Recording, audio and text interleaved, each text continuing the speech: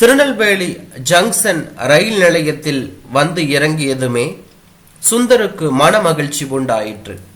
சுற்றும் முற்றும் பார்த்தான். எவ்வளவு பழகிய இடம்! திருநெல்வேலியை பார்த்ததும் தன் அம்மாவையே அருகில் பார்ப்பது போல இருந்தது சுந்தருக்கு. 6 மாதத்திற்கு ஒரு முறையோ வருஷத்திற்கு ஒரு முறையோ அவன் தன் மனைவி குழந்தைகளுடன் அம்மாவை பார்க்க வந்து விடுவான்.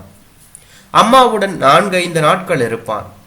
4-5 நாட்களிலும் அவன் அம்மாவிடம் என் கூட வந்து இருந்து விடேமா என்று 400 தடவையாவது சொல்வான். அதற்கு அம்மாவும் சிரித்து கொண்டே வந்துவிட்டால் போறது சுந்தர், அதுக்கு டைம் வரணுமே.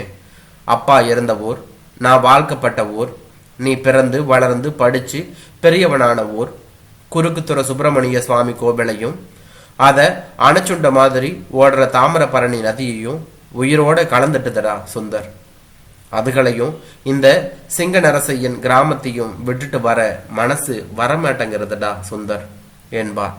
அம்மாவுடைய பேச்சில் இப்போதைக்கு அம்மா இந்த சிங்க நரசிம்மன் கிராமத்தை விட்டு வர்றது இல்லை என்ற உறுதி தெரியும் என்று தான் சொல்ல வேண்டும். ஊருக்கு வந்துவிட்டால் சமையல் வேலை, குழந்தைகளை கவனிக்கிற வேலை, கணவனுக்கு சாப்பாடு போடுகிற வேலை எதுவும் இல்லாமல் மனைவி மாலதி ஏதாவது பாட்டை பாடிக்கொண்டு வளைய வந்து கொண்டிருப்பார். குழந்தைகளும் கார், சைக்கிள், பைக் எதுவும் ஓடாத தெருவில், நடுத்தெருவில் மற்ற குழந்தைகளுடன் குதியும் கும்மாளமுமாக விளையாடி கொண்டிருப்பார்கள். இவாளெல்லாம் எவ்வளவு சந்தோஷமா இருக்கா பாக்குறியா சுந்தர்? பட்டணத்திலேயே இல்லாம நான் இந்த கிராமத்துல இருக்கிறதால தான் நீங்கள் எல்லாம் பட்டணத்து எரிச்சல்ல இருந்து விடுபட்டு டென்ஷன் இல்லாமல் ஹாயா இருக்க முடிகிறது. நானும் இங்க இல்லைன்னா நீங்க வரப்போக ஒரு இடம் இல்லாம எவ்வளவு கஷ்டப்படுவேன் என்பாள் அம்மா. அதே நியாயம் தானம்மா உனக்கும். உனக்கு ஒரு சேஞ்ச் வேண்டாமாம்மா?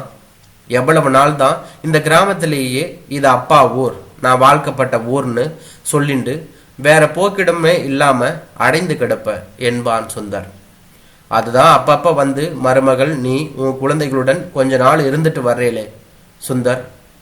உன்கிட்ட நான் வர வேண்டிய நாள் ஒன்று வரும் சுந்தர். அப்போ நீ கூப்பிடாமலேயே வந்துடுவேன் பாரு என்பாள் அம்மா. அவள் பதில் இப்போதைக்கு நான் வர்றதா இல்லை சுந்தர் என்று சொல்வது போல இருக்கும். அப்பாவுடைய வீடு இருக்கிறது, குடும்ப பென்ஷன் வருகிறது, கூடவே பேங்கில் போடப்பட்டிருக்கும் பணத்துக்கு ஏதோ வட்டி வருகிறது. அம்மாவும் சும்மா இருக்க மாட்டாள். குழந்தைகளுக்கு பாட்டு சொல்லி கொடுப்பாள், டியூஷன் எடுப்பாள்.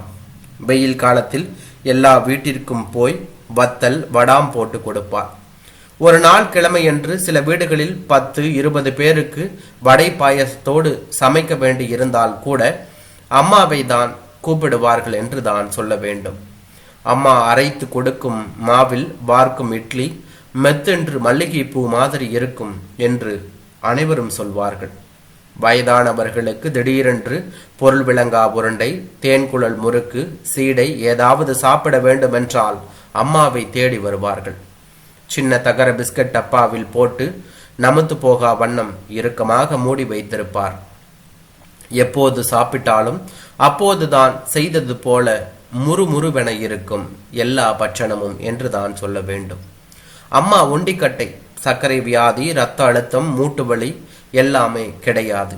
டாக்டரிடம் போக வேண்டிய அவசியமே அம்மாவுக்கு ஏற்படவில்லை. டாக்டர் மருந்து செலவுகள் எதுவும் கிடையாது அம்மாவுக்கு. அம்மா தாமிரபரணி நதியில் தான் குளிப்பார். ஜலதோஷம் காய்ச்சல் வந்தது கிடையாது அம்மாவுக்கு என்று தான் சொல்ல வேண்டும். கிராமத்தில் ஒவ்வொரு வீட்டினருக்கும் அம்மாவை ரொம்ப பிடிக்கும். அம்மாவுக்கு அவர்கள் கொடுக்கின்ற மதிப்பு மரியாதை அதிகம் என்று தான் சொல்ல வேண்டும். இப்படியெல்லாம் இந்த கிராமத்தில் ஒன்றுவிட்ட அம்மாவுக்கு எப்படி இந்த அமைதியான அன்பான இதமான சூழ்நிலையை விட்டு வேறு எங்காவது போக பிடிக்கும் என்று தான் நினைத்துக் கொள்வேன். ரயில்வே ஸ்டேஷனை விட்டு வெளியில் வந்து பார்த்தான்.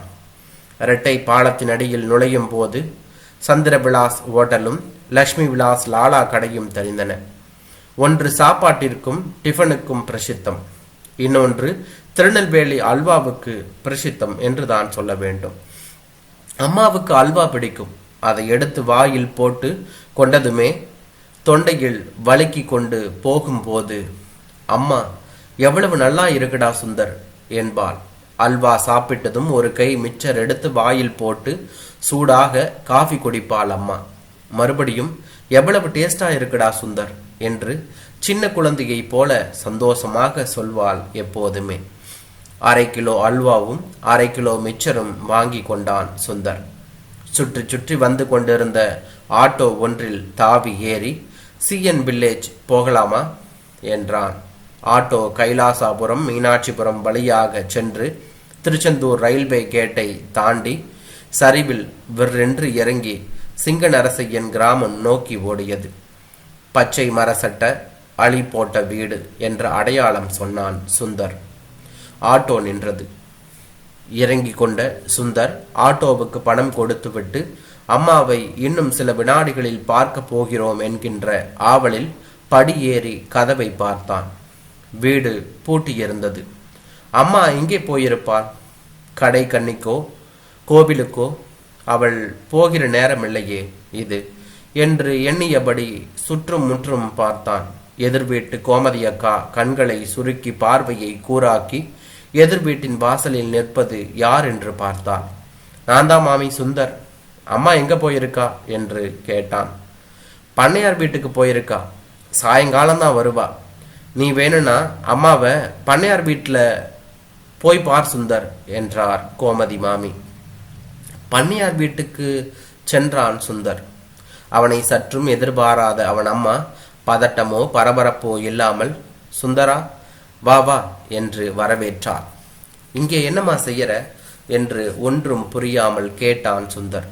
ஒரு நிமிஷம் என்றபடி ஒரு அறையினுள் நுழைந்தவள் மனித கழுவி இருந்த பீங்கானை மூடி போட்டபடி எடுத்து கொண்டு டாய்லெட்டுக்கு போய் அதை கொட்டிவிட்டு ஃப்ளஷை அழுத்தி தண்ணீரை வேகமாக ஓடச் செய்தாள். ஃபேஷனை சுத்தமாக கழுவிவிட்டு டெட்டால் போட்டு தன் கைகளை கழுவி கொண்டு வந்தாள்.